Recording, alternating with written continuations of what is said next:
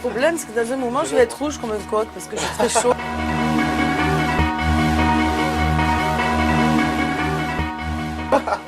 Alors, j'aurais dû mettre le fond de teint. Un peu Regarde, on peut mettre comme ça. Entre nous deux, ouais. Voilà. Voilà. Oh, c'est une histoire d'amour, la mission locale. Alors, est-ce que tu peux te présenter? Bernadette Bernet, conseillère à la mission locale de Salon. Depuis le 1er janvier 1990.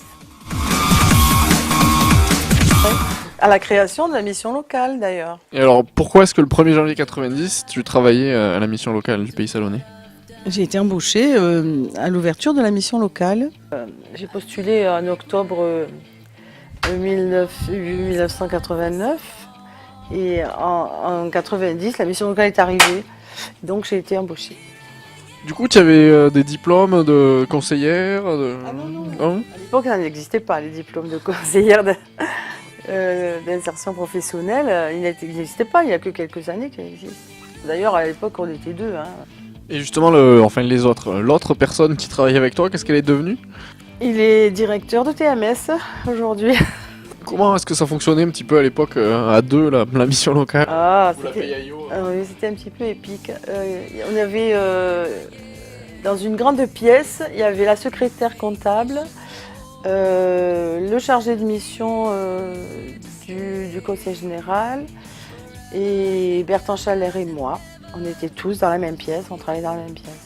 Et c'était où? C'était pas dans les mêmes locaux? C'était à l'avenue Gaston Cabrier, hein, en face la Massif. On avait un super jardin à l'arrière. Et alors, au printemps, à la fin de l'année scolaire, enfin, on faisait toujours une grande fête dans ce jardin avec tous les formateurs, les centres de formation, la LPE, tous les partenaires avec qui on travaillait tous les jours. On faisait des fêtes, on dansait, etc. On dansait le tango.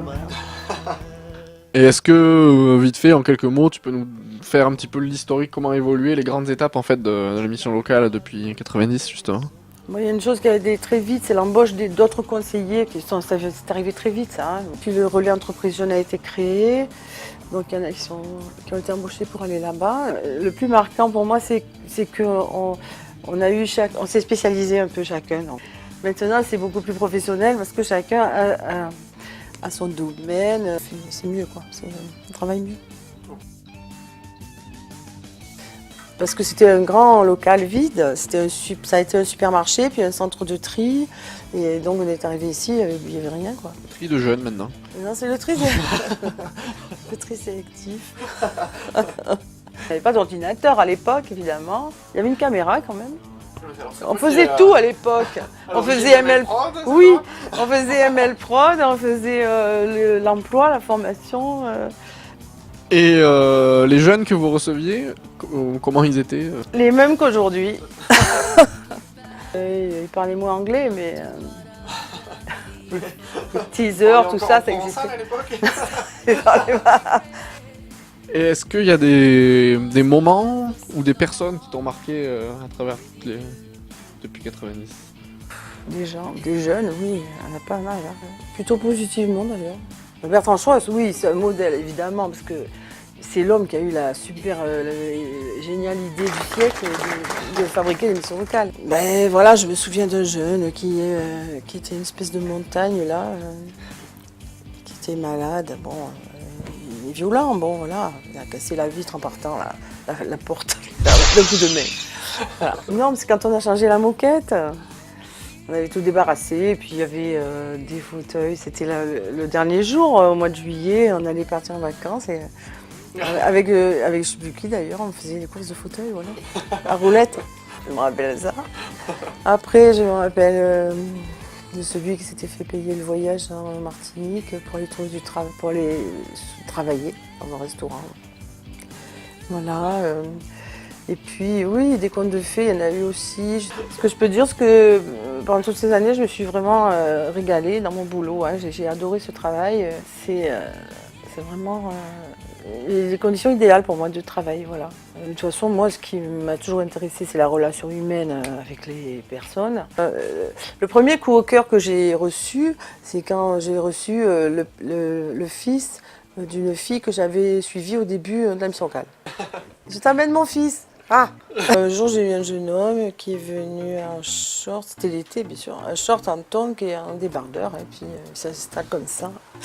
Et je lui dis, vous avez un CV? Il me tend son CV comme ça. Tiens, faites-vous plaisir. J'ai connu une jeune fille qui était un peu SDF, elle faisait la route, elle faisait avec son copain, elle faisait les saisons à droite à gauche, etc. Et elle s'était pas coiffée depuis 2 ans. La demande d'un jeune ou non, n'importe quoi en fait qui t'a fait le plus rire. Il y a un jeune homme un jour qui est venu avec une dame d'un certain âge. Et moi je lui dis, c'est votre fils? Non, c'est je lui dis, c'est ma compagne. C'est gaffe quoi, habituel. Et du coup, dernière petite question, comment est-ce que tu vois, avec toute cette expérience que tu as accumulée, les 30 prochaines années?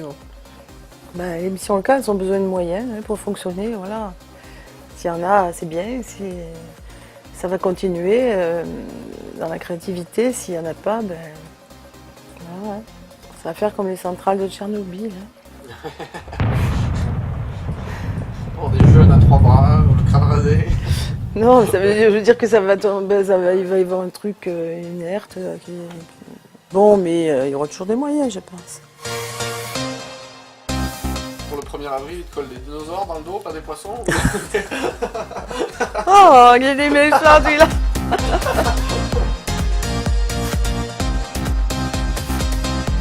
Je crois que ça fait une différence. Qui veut travailler chez Delarue, donc au pire, je décale-le sur un... Je suis petit alors.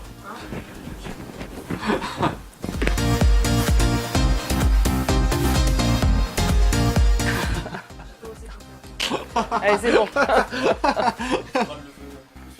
D'ailleurs, je sais pas où ils sont ces films. J'avais filmé des fêtes qu'on faisait, l'inauguration de la mission locale, etc. J'avais tout filmé, moi, à l'époque.